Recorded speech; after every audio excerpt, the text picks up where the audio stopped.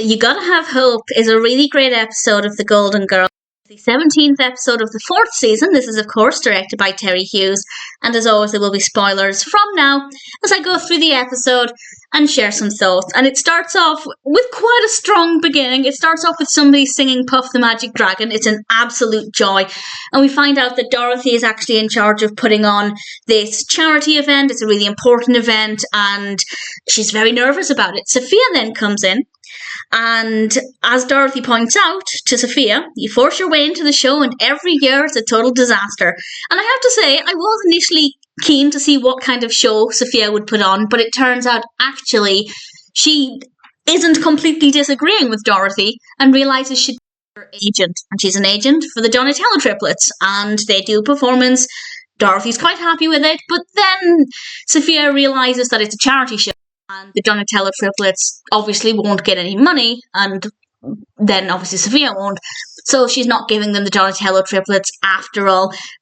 Somebody then comes along, and he's part of a juggling act. He usually juggles with his brother, but his brother isn't there that day, and Dorothy tells him to just do the audition anyway. And when I explain this, it doesn't sound that funny, but I found it so amusing. He did the act, and he got to the bit where he would throw the juggling pins to his brother, but he just threw them at the wall, and it doesn't sound funny, but it really was. Back at the house, Sophia then decides that the Donatello triplets can perform for free because she wants her friend Seymour, also known as the Great Alfonso, to do a performance as well, and he is a magician and, well, not a very good magician. And Dorothy is very stressed about this. It seems like the whole show is going to be a total disaster. Her reputation's on the line. And Rose suggests, would it help if I got Bob Hope to be our MC? And Dorothy quite rightly asks, how are you going to get Bob Hope? To which Rose responds with the biggest, most beautiful smile on her face. Easy, he's my father. What?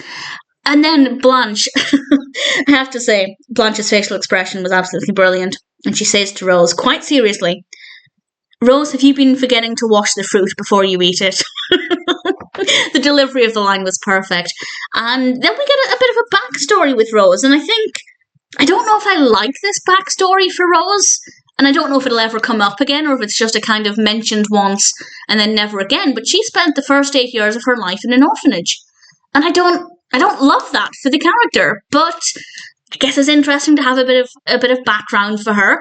And I guess it could explain a lot of her personality because, and I'll continue explaining this in a second, but she's held on to this fantasy about Bob Hope being her father. It's helped her through these tough times. We know that Rose has these flights of fancy, and maybe that could help explain it, or could help give an understanding of why her personality is the way it is. So part of me thinks, actually, that's really clever. And part of me thinks, I don't like that, because I don't want that for Rose. So I don't know.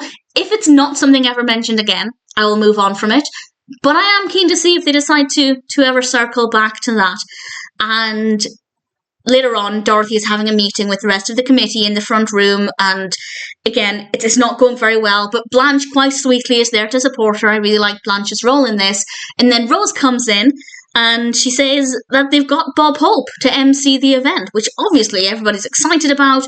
And once everybody else leaves, Rose explains that she'd only had a conversation with the telephone operator at NBC. She'd never spoken to Bob Hope's agent, obviously hadn't spoken to Bob Hope directly, and needless to say, Dorothy is not exactly convinced that this is ever going to happen. Dorothy, stressed, is about to leave the room. She grabs her keys from the Great Alfonso, who was there trying to do his magic. And a second later, she comes back in, and all she says are, all my keys are bent. I wasn't expecting her to say that, and clearly the Great Alfonso had been messing with her keys. And Rose is still convinced that this is going to happen because she has hope. And as she points out, he's in the paper. He's in Miami. Bob Hope is in Miami for a golf tournament. And Dorothy and Blanche about to leave the room. Rose says, what you need is faith. To which Dorothy responds, and what you need is a psychiatrist who enjoys a challenge. It's not an acceptable thing to ever say to anybody, but I found it to be very, very funny. And they realise, okay, let's go for it. Let's go and try and talk to Bob Hope and ask him directly. So they go to this golf tournament, and I thought that they were just going to turn up at the event, try and talk to him, maybe try and get past security. No, they've dressed as, well, I don't want to say they've dressed as guys. They're wearing stereotypical male golfing attire, I guess is the best way to phrase it. And they're in the male locker room. And I have to say the costumes are brilliant. They're very funny, very entertaining. Really thoroughly enjoyed that part of it. And Blanche, who's clearly been in the men's locker room before, knows her way around. She leaves the room, comes back in a few minutes later, and unfortunately reveals that she just saw Bob Hope leave in a limo. He's going to the airport, apparently. They'd lost their chance of trying to speak to him and trying to convince him to do this charity event. And for a moment, it actually got really upsetting. And then the comedy picked it back up again. But Rose, defeated, said, maybe I'm just a foolish old woman who's lived a silly fantasy her whole life. And she kind of slumps down. And honestly, I got really emotional at that point. And it does beg the question, is it dangerous to have such a fantasy? I don't think Rose ever truly thought her father was Bob Hope, but is it actually dangerous for her to hold on to that belief?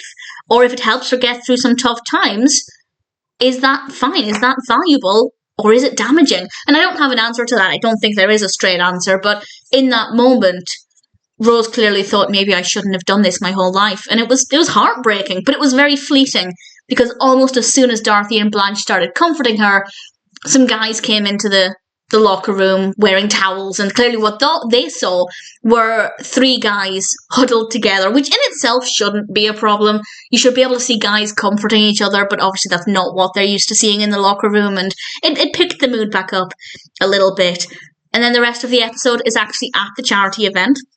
The Donatello triplets do their performance, and then they realise Bob Hope's name is still on the programme. They forgot to take it off, and they're going to have to refund all of the tickets, because obviously that's false advertising. People bought tickets thinking Bob Hope was going to be there. And just as Rose is about to announce this to everybody, because she was in charge of the programme, she feels like this is her fault, which, to be fair, it was her responsibility. Alfonso, the great Alfonso, is on stage doing a performance, and Rose is about to announce to everybody this mistake.